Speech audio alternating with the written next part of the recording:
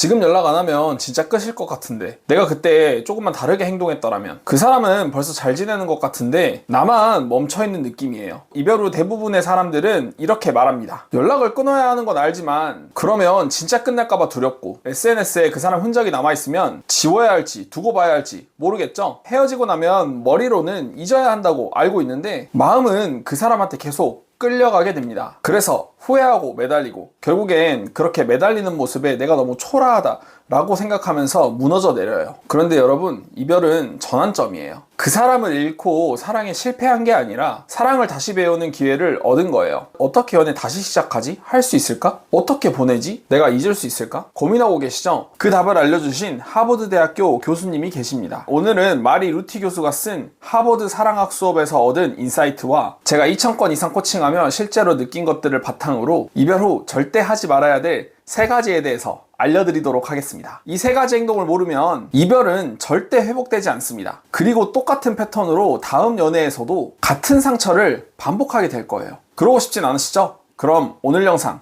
끝까지 봐주세요. 이별을 절대 하지 말아야 될 첫 번째 행동, 자책과 후회입니다. 그만하세요. 아마 지금 이 영상을 보고 있는 여러분들 자기 탓만 하고 있을 거예요. 카톡 대화를 처음부터 다시 쭉 읽어보고, 이때 내가 너무 차갑게 말했나? 그 표정 때문에 기분 상했을까? 그때 연락 안 한 게 결정타였나? 이런 생각을 하면서 스스로 괴롭히고 계시진 않나요? SNS를 들여다보면서 저게 나한테 하는 말일까? 하며 상상하고, 프로필 사진이 바뀌면 괜히 가슴이 철렁 내려앉고, 그 사진을 지웠다가 복원했다가 지웠다가 계속 반복하고 계시죠? 그건 관계를 되돌리는 게 아니라 나를 가두는 행동이에요. 하버드 사랑학 수업에서 이렇게 말합니다. 자신의 연애를 분석하는데 시간을 너무 바치지 마십시오. 분석에 시간을 쓸수록 사랑할 시간은 줄어듭니다. 그때의 나는 그만큼밖에 사랑할 줄 몰랐던 거예요. 부족했던 게 아니라 미숙했던 거예요. 루티 교수는 또 이렇게 말합니다. 사랑은 발을 잘못 디디기도 하고 길을 잃기도 하는 것입니다.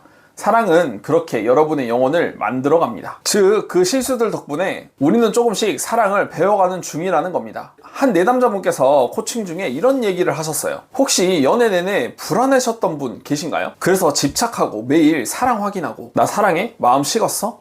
확인하셨던 분, 이분이 그러셨거든요. 그래서 자신의 말과 행동 때문에 이별한 건가? 자책하며 매달리셨습니다. 자책하지 마세요. 사랑을 잘못했다고 후회하기보다는 나는 왜 그렇게까지 매달리고 있는지 돌이켜봐야 합니다. 그게 성장입니다. 그 사람에게 인정받고 확인받고 싶어하는 연애는 그만하세요. 두 번째, 재회하려고 애쓰지 마세요. 이별 직후에 가장 많이 하는 행동이 기다림일 거예요. 오늘쯤이면 연락 올 것 같은데, 나 생일인데 오늘 연락 올까? 이번 주말에는 생각나서 연락하겠지? 특히 3개월이면 괜찮지 않나요? 3개월이면 연락해도 될까요? 진짜 많이 듣습니다. 마법의 숫자인가 봐요. 그래서 스토리에 의미심장한 글들 올리고 잘 지내는 척 하는 사진 올리고 계시진 않나요? 그 사람이 보길 바라면서요. 혹은 이렇게 메시지 보내고 계시겠죠?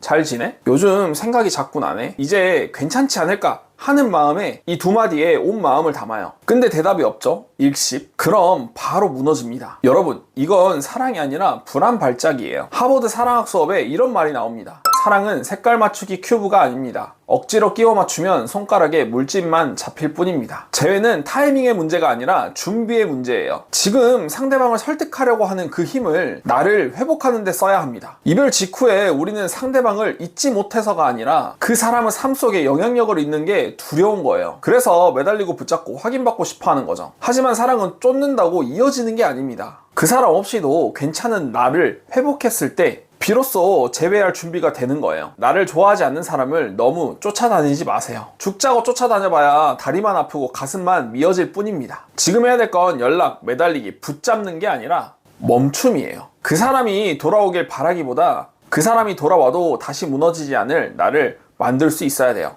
세 번째, 더 이상 사랑받지 못할 것 같아요. 이별 후에 이런 말 꼭 하잖아요. 그 사람 말고는 안 돼. 나 같은 사람을 누가 사랑해 주겠어. 다시는 그런 감정 못 느낄 거야. 그래서 어떤 사람은 새 사람을 만나려고 해도 비교만 되고, 어떤 사람은 사랑은 아무 의미 없다면서 마음의 문을 닫아버리죠. 근데 여러분, 그런 생각 갖지 마세요. 하버드 사랑학 수업에서 이렇게 말합니다. 상실을 순전히 상실로만 생각하지 마십시오. 소중한 것을 잃을 때는 반드시 얻는 것이 있습니다. 이별은 여러분 안에 불필요한 감정을 걷어내는 과정이에요. 그동안 쌓여있던 의존, 집착, 불안이 빠져나가고 그 자리에 나라는 사람이 다시 서는 과정입니다. 짧은 이별이 반복되는 사람, 같은 이유로 매번 이별하는 사람, 혹은 파혼, 돌싱하신 분들께서 이런 생각 많이 하시더라고요. 이별은 끝이 아니라 사랑이 떠나면서 여러분의 내면이 정리되는 시간입니다. 상대방에게는 회복의 시간을, 나에게는 변화와 성장의 시간이 될 수 있도록 해야 되는 거예요. 이별은 끝이 아닙니다. 이별은 인생의 전환기예요. 누구나 이별 후엔 공허함을 맞이합니다. 그건 무너짐이 아니라 성장의 신호예요. 이제는 사랑받는 법을 배우는 게 아니라 나답게 사랑할 수 있는 힘, 사랑력을 키워야 합니다. 이별 후에 위에 3가지 행동을 할 게 아니고 이 3가지를 한번 해보세요. 상대가 어떻게 말하고 행동하든 흔들리지 않는 내가 될 수 있도록 자존감을 높이세요. 감정에 휘둘리지 않고 서로의 차이를 건강하게 다룰 수 있는 연애 유지 능력이 있어야 됩니다. 누구를 사랑해야 되는지, 내가 어떤 관계에서 사랑받는다고 느끼는지, 어떤 관계에서 상처를 받는지 나만의 기준이 있어야 되는 겁니다. 이별은 끝이 아니라 리셋하는 시간이에요. 지금이 내 연애를 돌이켜보고 사랑력의 3가지를 키울 시간입니다. 사랑은 떠나도 나는 남는 거예요. 그리고 나는 더 행복하고 건강한 사랑을 하기 위해서 성장할 수 있는 사람입니다.